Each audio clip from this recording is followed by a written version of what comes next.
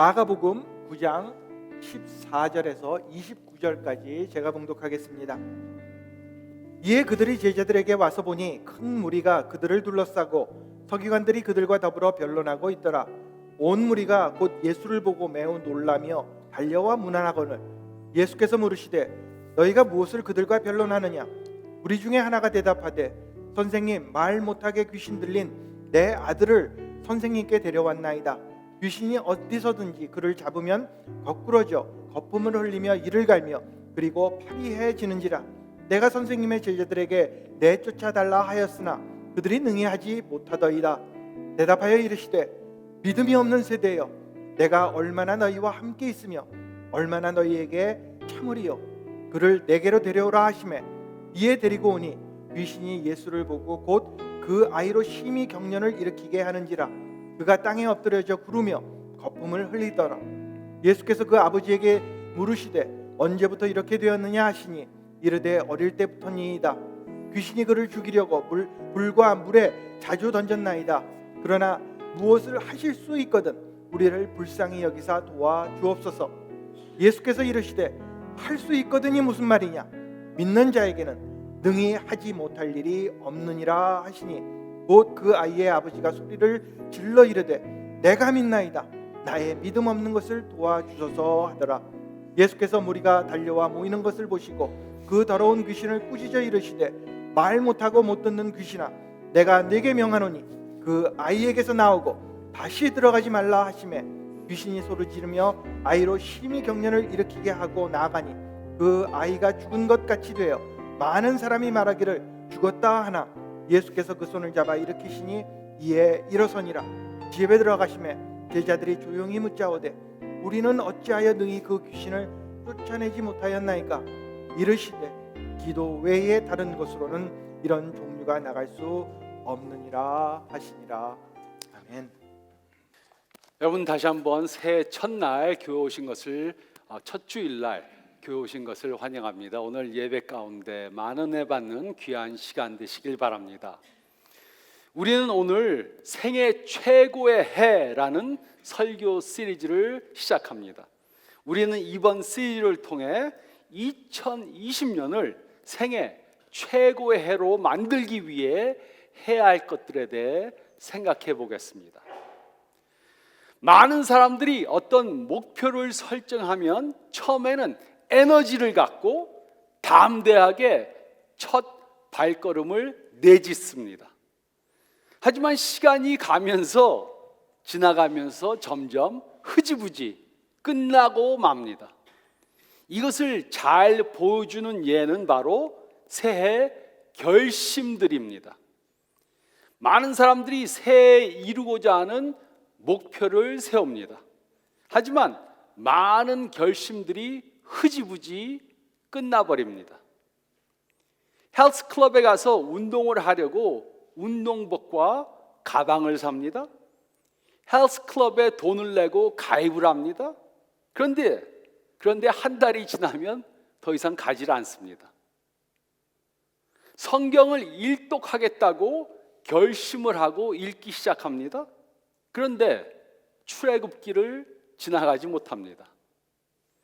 우리 모두에게는 이런 경험을 한 적이 있었을 것입니다. 하지만 우리의 목표는 매우 중요합니다. 우리의 목표는 우리가 이루고자 하는 가장 중요한 원함들을 보여줍니다. 이것들이 바로 그 예입니다. 살을 빼고 건강해지는 것, 더 겸손한 사람이 되는 것, 돈을 덜 쓰고 더 많이 저축하는 것, 새로운 기술을 습득하는 것, 성경을 일독하는 것, 영적으로 성장하는 것. 우리는 육체적으로 건강해지고 경제적으로 윤택해지고 대인관계를 좋게 하고 또 영적으로 성장하기 원합니다. 하지만 이런 원함들은 저절로 이루어지는 것이 아닙니다. 우리는 이런 목적들을 한 걸음 한 걸음 이루어 가야 합니다. 우리는 과거에 가졌던 계획보다 더 좋은 계획을 만들어야 합니다. 이런 목표들은 좋은 계획을 세워서 이루어 가야만 하는 것입니다. 그러므로 우리는 이번 시리즈 동안 생애 최고의 해를 만들어가기 위해 거쳐야 하는 4가지 과정들에 대해 생각해 보겠습니다. 그리고 오늘은 우리가 생애 최고의 해를 가질 수 있다는 사실을 믿어야 한다는 사실에 대해 생각해 보겠습니다. 오늘은 우리가 생애 최고의 해를 가질 수 있다는 사실을 믿어야 한다는 사실에 대해 생각해 보겠습니다. 그런데 우리 중에는 벌써 생애 최고의 그것은 불가능한 것이다, 이렇게 생각하시는 분들이 있을 수 있습니다. 우리는 이런 생각을 바꾸기 위해 현재 처한 상황을 바르게 평가해야 합니다. 그래서 오늘 읽은 마가복음 9장 말씀을 보면 성경은 다음에 3가지 것들을 바로 평가하라고 말해주고 있습니다. 우리는 다음에 3가지 것들을 바로 평가하라고 말해주고 있습니다. 첫째로 저희가 읽은 말씀 가운데 14절로 18절 말씀을 보면 우리는 우리의 과거를 바로 평가해야 합니다. 우리는 우리의 과거를 바로 평가해야 합니다. 14절로 18절은 다음과 같이 기록했습니다. 이에 그들이 제자들에게 와서 보니 큰 무리가 그들을 둘러싸고 서기관들이 그들과 더불어 변론하고 있더라. 온 무리가 곧 예수를 보고 매우 놀라며 달려와 문안하거늘 예수께서 물으시되 너희가 무엇을 그들과 변론하느냐? 무리 중에 하나가 대답하되 선생님, 말 못하게 귀신 들린 내 아들을 선생님께 데려왔나이다. 귀신이 어디서든지 그를 잡으면 거꾸러져 거품을 흘리며 이를 갈며 그리고 팔이 해지는지라 내가 선생님의 제자들에게 내쫓아달라 하였으나 그들이 능히 하지 못하더이다. 예수님께서는 베드로, 야고보, 요한을 데리고 함께 변화산에 가셨다가 다시 내려오셨습니다. 그리고 다른 9명의 제자들이 있는 곳으로 가셨습니다. 다른 제자들이 있는 곳으로 와서 보니까 그들이 많은 사람들 앞에서 서기관들과 변론하고 있었습니다. 예수님께서는 무슨 일로 변론하는지 물으셨습니다. 그것은 바로 귀신이 들린 아들을 데리고 온 아버지 때문이었습니다. 이 아버지의 아들은 귀신이 들려 있었습니다. 그 아이는 귀신이 들려서 말을 못하게 되었습니다. 또 귀신이 어디서든지 그를 잡으면 거꾸러져 거품을 흘리며 이를 갈며 파리해졌습니다. 그래서 아버지는 그 아들을 제자들에게 데리고 왔지만 제자들은 그 귀신을 내쫓지 못했습니다. 첫째로 이 사건을 제자들의 입장에서 생각해 보시기 바랍니다. 제자들은 자신들이 귀신을 내쫓을 수 있다고 확신했습니다. 그들에게는 이미 귀신을 내쫓았던 경험이 있었습니다. 하지만 이번에는 귀신을 내쫓지 못했습니다. 과거의 경험에 준해서 지금도 귀신을 쫓아낼 수 있을 것이라고 생각했지만 쫓아내지 못했습니다. 그러므로 제자들은 깨달아야 했습니다. 과거의 성공은 미래의 성공을 장담해 주지 못합니다. 과거의 귀신을 내쫓았다고 지금도 할 수 있는 것은 아닐 수 있습니다. 과거의 성공은 미래의 성공을 장담해 주지 못합니다. 또 둘째로 이 사건을 아버지의 입장에서 생각해 보시기 바랍니다. 이 아버지는 별별 약들을 다 써봤을 것입니다. 귀신을 쫓는다는 사람들에게 아들을 데리고 갔었을 것입니다. 또 그를 예수님의 제자들에게도 데리고 왔습니다. 하지만 아무도 귀신을 쫓아낼 수 없었습니다. 그래서 그는 포기할 수 있었습니다. 하지만 이 아버지는 깨달아야 했습니다. 과거에 실패했다고 미래에도 실패하는 것은 아닙니다. 과거는 과거일 뿐입니다. 우리도 과거에 성공이나 실패를 해봤을 수 있습니다. 하지만 과거는 이미 지나갔습니다. 과거가 현재나 미래에 어떤 것도 장담해 주지 못합니다. 어떤 사람은 자신이 무슨 학교를 졸업했다고 말합니다. 그래서 어떻다는 것입니까? 좋은 학교를 졸업했으면 무조건 미래에 성공하는 것이 아닙니다. 과거는 과거일 뿐입니다. 또 어떤 사람은 자신이 과거에 공부를 많이 못했다고 낙심합니다. 그래서 어떻게 하겠다는 것입니까? 공부를 과거에 많이 못했다고 미래에 무조건 실패를 하는 것이 아닙니다. 과거는 과거일 뿐입니다. 우리는 2020년을 생애 최고의 해가 되게 할 수 있습니다. 12개월이 지난 후 우리는 원하는 많은 목표들을 달성할 수 있습니다. 우리의 건강에 대해 생각해 보시기 바랍니다. 우리는 더 건강해질 수 있습니다. 더 많은 에너지를 갖고 살 수 있습니다. 또 부부관계에 대해 생각해 보시기 바랍니다. 우리는 배우자와 더 깊은 사랑의 관계를 가질 수 있습니다. 경제적인 것에 대해 생각해 보시기 바랍니다. 우리는 빚을 갚고 더 많이 저축할 수 있습니다. 또 다른 사람들을 위해 돈을 사용할 수 있는 여유를 가질 수 있습니다. 우리의 영적 삶에 대해 생각해 보시기 바랍니다. 우리는 아침에 일어나고 저녁에 잠자리에 들 때 하나님과의 관계 때문에 감사하고 만족할 수 있습니다. 우리 환경에 일어나는 일들 때문에 걱정하지 않을 수 있습니다. 과거의 어떤 성공이나 실패는 미래의 어떤 것도 장담해 주지 않습니다. 과거는 과거에 불과합니다. 그래서 우리는 2020년을 우리 생애 최고의 해로 만들 수 있습니다. 우리는 이것을 믿어야 합니다. 그러기 위해 우리는 우리의 과거를 바로 평가해야 합니다. 과거는 과거라는 사실로 깨달아야 합니다.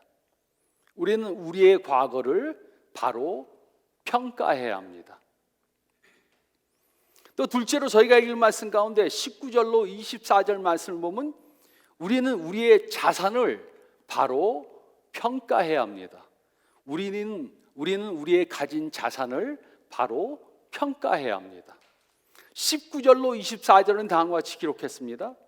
대답하여 이르시되 믿음이 없는 세대여 내가 얼마나 너희와 함께 있으며 얼마나 너에게 참으리요 그를 내게로 데려오라 하시매 이에 데리고 오니 귀신이 예수를 보고 곧 그 아이로 심히 경련을 일으키게 하는지라 그가 땅에 엎드려져 구르며 거품을 흘리더라.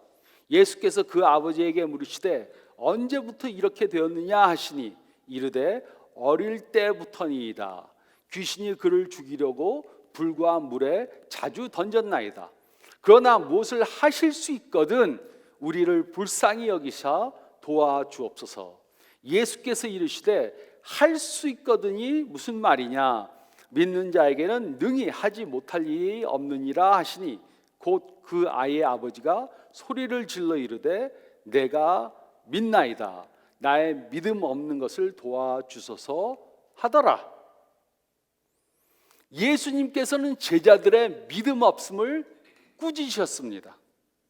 그들을 믿음이 없는 세대라고 부르셨습니다. 그들은 중요한 때 믿음을 보여주지 못한 것입니다.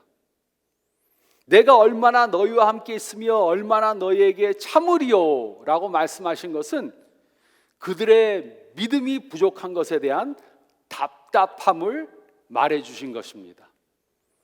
하지만 예수님께서는 그들을 포기하지 않으셨습니다.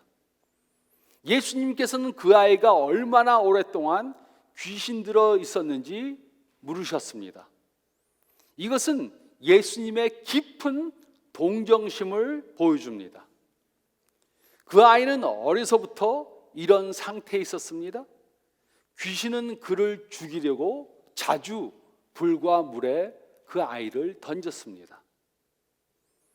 아버지는 무엇을 하실 수 있거든 우리를 불쌍히 여기사 도와주시옵소서라고 말했습니다.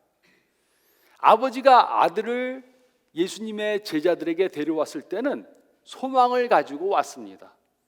하지만 제자들이 귀신을 내어쫓지 못하자 예수님께 대한 믿음도 잃었습니다. 예수님께서는 할 수 있거든이 무슨 말이냐? 믿는 자에게는 능히 하지 못할 일이 없느니라 라고 말씀하셨습니다. 즉 질문을 해야 하는 것은 예수님의 능력이 아니라 그 아버지의 믿음이었습니다. 예수님이 귀신을 쫓아낼 수 있느냐? 그 능력을 질문해서는 안 되고 그 아버지가 예수님에 대한 믿음을 가지고 있느냐, 이것이 중요한 것이었습니다. 그것은 믿는 자에게는 불가능한 것이 없기 때문입니다. 예수님의 말을 들은 아버지는 내가 믿나이다, 나의 믿음 없는 것을 도와주소서라고 말했습니다. 그는 자신의 믿음이 완전하지 못하는 것을 인정했습니다. 믿기는 믿는데 그 믿음이 너무 작습니다. 저를 도와주세요. 이렇게 인정한 것입니다. 예수님께 자신의 작은 믿음을 키워달라고 말한 것입니다. 내가 믿나이다, 나의 믿음 없는 것을 도와주소서라고 한 말은 앞과 뒤가 서로 상충되는 것 같습니다. 하지만 이것은 상충되는 것이 아닙니다. 우리도 이런 믿음을 가질 때가 있습니다. 믿기는 믿는데 그 믿음이 너무 약하다. 우리도 이런 때가 있습니다. 아버지는 자신의 능력으로는 자신의 아들을 도와줄 수 없음을 인정했습니다. 하지만 예수님 때문에 그것이 가능하다는 것을 또한 인정했습니다. 예수님께는 불가능한 것이 없습니다. 이 아버지가 해야 하는 것은 예수님을 완전히 믿는 것이었습니다. 이 아버지는 처음에는 예수님의 능력을 과소평가했습니다. 하실 수 있으면 한번 해보세요. 그리고 이제 그는 자신의 믿음의 능력을 과소평가했습니다. 처음에는 예수님의 능력을 과소평가하고 또 자신의 믿음의 능력을 과소평가했습니다. 믿을 때 모든 것을 할 수 있다는 것을 잘 믿지 못했습니다. 우리도 이럴 때가 있습니다. 우리는 우리와 함께 하시는 하나님의 능력을 과소평가합니다. 그리고 우리의 믿음의 능력을 또한 과소평가합니다. 우리는 마치 2000년 전 예수님의 제자들과 비슷합니다. 예수님께서 보리떡 5개와 물고기 2마리로 5,000명을 먹이신 사건을 기억하십니까?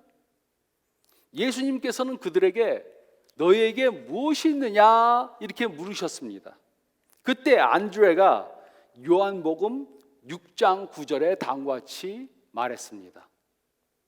여기 한 아이가 있어 보리떡 5개와 물고기 2마리를 가지고 있나이다. 그러나 그것이 이 많은 사람에게 얼마나 되겠사옵나이까. 안드레는 계산하기 시작했습니다. 보리떡이 하나, 둘, 셋, 넷, 5덩이. 그리고 물고기가 하나, 2마리. 그리고 계산을 끝냈습니다. 우리에게는 보리떡 5덩이하고 물고기 2마리, 그것이 전부입니다.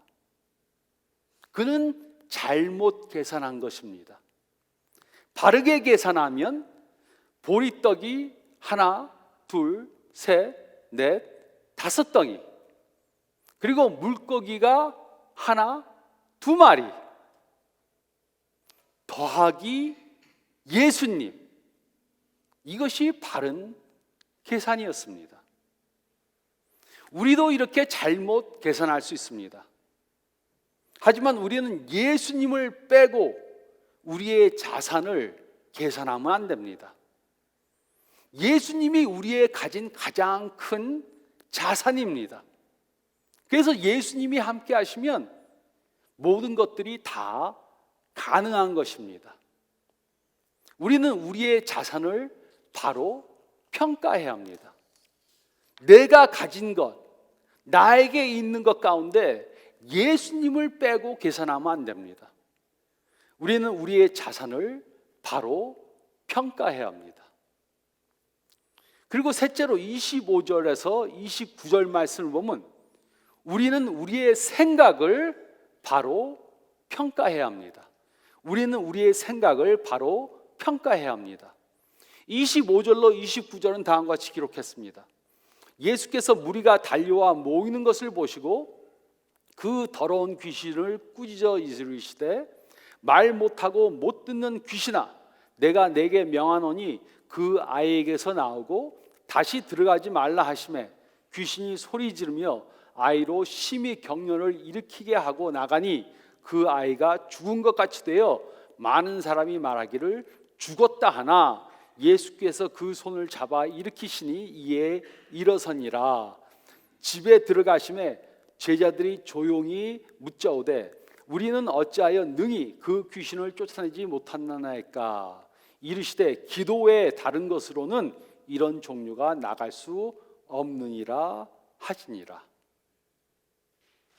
예수님께서는 귀신을 내쫓는 것을 많은 사람들 앞에서 내어 보이시기를 원하지 않으셨습니다. 그래서 많은 사람들이 몰려오기 전에 귀신을 내쫓으려 하셨습니다. 예수님께서는 귀신에게 그 아이에게서 나오고 다시는 들어가지 말라 이렇게 명령하셨습니다. 그리고 귀신은 예수님의 명령에 순종했습니다. 그런데 예수님의 9 제자들은 왜 이 일을 하지 못했습니까? 다른 사람들이 없을 때 제자들이 그 이유를 예수님께 물었습니다. 그들에게는 귀신을 쫓아낼 권위가 있었습니다. 예수님께서 그 권위를 이미 주셨습니다. 그리고 그들에게는 과거에 이미 귀신을 쫓아냈던 경험이 있었습니다. 그런데 왜 이번에는 실패했습니까? 예수님께서는 기도 외에 다른 것으로는 이런 종류가 나갈 수 없느니라고 말씀해 주셨습니다. 즉 그들은 귀신을 쫓아내는 능력이 자신들 안에 있다고 생각했습니다. 내가 내 능력으로 할 수 있다 이렇게 생각했습니다. 그래서 하나님을 의지하는 기도도 하지 않고 귀신을 자신들의 능력만으로 쫓아내려고 한 것이었습니다. 그들에게는 이런 잘못된 생각이 있었고 그래서 귀신을 쫓아내지 못한 것입니다. 그러므로 우리가 어떤 목표를 달성하는가 못하는가 하는 것은 우리가 무엇을 할 수 있는가 그것만으로 결정되는 것이 아닙니다. 그것보다 더 중요한 것은 우리가 어떤 생각을 갖고 그것을 행하려고 하는가 하는 것입니다. 그러므로 우리에게는 할 것이 있습니다. 첫째로 우리는 우리의 능력을 과대평가하면 안 됩니다. 우리는 우리의 능력을 과대평가하면 안 됩니다. 우리는 무엇인가를 원한다고 할 수 있는 것이 아닙니다. 또 우리가 원한다고 우리가 어떤 사람이 되는 것도 아닙니다. 우리의 능력에는 한계가 있습니다. 그래서 우리는 하나님의 능력을 의지해야 하는 것입니다. 우리는 기도로 하나님의 능력을 받아야 합니다. 그래야만 우리는 예수님을 통해 모든 것을 할 수 있게 되는 것입니다. 우리는 우리의 능력만으로 우리의 목표를 달성해낼 수 있다고 생각하면 안 됩니다. 또 둘째로 우리는 우리가 이룰 수 있는 것을 과소평가해도 안 됩니다. 하나님께서 같이 하시면 내가 큰 일을 할 수 있다는 그 사실을 믿어야 하는 것입니다. 어떤 사람들은 큰 목표를 세우는 것을 포기합니다. 그 이유는 잘못된 생각을 가지고 있기 때문입니다. 그래서 시작도 하기 전에 나는 못한다 이렇게 포기해 버립니다. 저희 집에는 개가 한 마리 있었습니다. 개를 집에 데리고 왔을 때 저는 그 개가 어떤 장소에 가는 것을 원하지 않았습니다. 그래서 침실로 들어오지 못하게 하고 또 가구 위로 올라오는 것을 못하게 하려고 했습니다. 누가 이렇게 하라고 말해 주었습니다. 풍선을 불어서 개가 가는 것을 막고자 하는 장소들에 놓아두었습니다. 그리고 풍선을 하나 불어서 그 개 앞에서 뻥 터쳤습니다. 그러자 풍선을 두려워해서 풍선이 있는 곳에는 가지 않았습니다. 2주 정도 지나서 풍선들을 다 치워버렸습니다. 그래도 그 개는 풍선이 있던 곳에는 가지 않았습니다. 풍선은 없어졌지만 그 개의 머릿속에는 풍선이 아직도 남아 있었습니다. 우리도 이렇게 생각할 수 있습니다. 어떤 사람은 과거에 실패했던 경험 때문에 아픈 기억을 가지고 있습니다. 내가 전에 이것을 했다가 실패했다. 그래서 또 실패할까 봐 두려워서 높은 목표를 세우지 않습니다. 좀 어렵고 힘든 것은 안 하려고 그럽니다. 근데 그렇게 하면은 하나님이 주신 높은 목표들을 이룰 수 없습니다. 그래서 셋째로 우리는 잘못된 생각을 하나님의 진리로 바꿔야 합니다. 내가 다 할 수 있다 이런 생각을 없애고 나는 아무것도 못한다 이런 생각도 없애고 하나님이 함께 하시면 다 할 수 있다 이런 생각을 가져야 합니다. 어떤 사람이 생각합니다. 나는 새로운 직장을 잡아야 하겠다. 나에게는 새로운 직장이 필요하다. 그런데 또 생각합니다.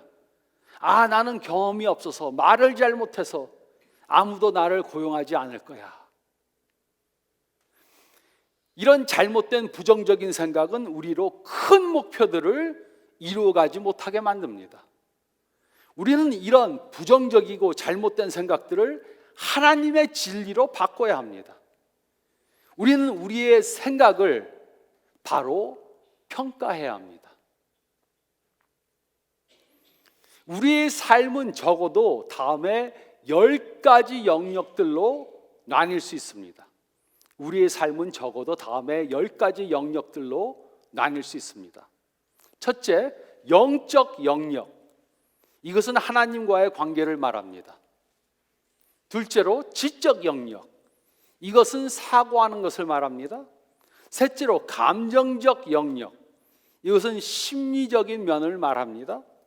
신체적 영역. 넷째로, 신체적 영역. 이것은 육체적인 면을 말합니다.